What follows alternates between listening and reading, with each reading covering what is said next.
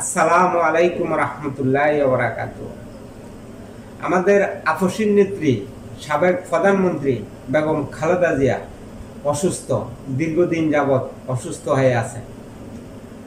বাংলাদেশের সর্বস্তরের জনগণের কাছে ওনার জন্য দোয়া চাই, ওনার জন্য সকলে দোয়া করবেন।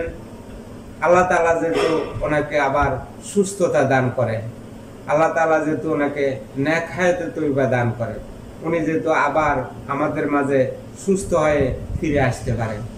এই আপসীন নেত্রী, তিনবারের প্রধানমন্ত্রী বেগম খালেদা জিয়া উপরে অনেক নির্যাতন, নিপীড়ন, মানসিক শারীরিক টর্চার করা হয়েছে।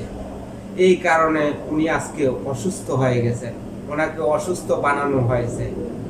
স্বৈরাচারের আমলে আমাদের আপসীন নেত্রী বেগম খালেদা জিয়ার উপরে এই নির্যাতন, নিপীড়ন করা হয়েছিল। আজকে এই কারণে উনি অসুস্থ হয়ে পড়ে আছে। দেশের বাইরে আমার কোনো ঠিকানা নেই, এটাই হলো আমার ঠিকানা। এই দেশ, এই দেশের মাটি, মানুষই আমার সবকিছু। আমরা সকলে ওনার জন্য দোয়া করব মহান রাব্বুল আলামিনের কাছে। ওনাকে যেহেতু আল্লাহ তাআলা সুস্থতা দান করে, নেক হায়াতে তৈবা দান করে।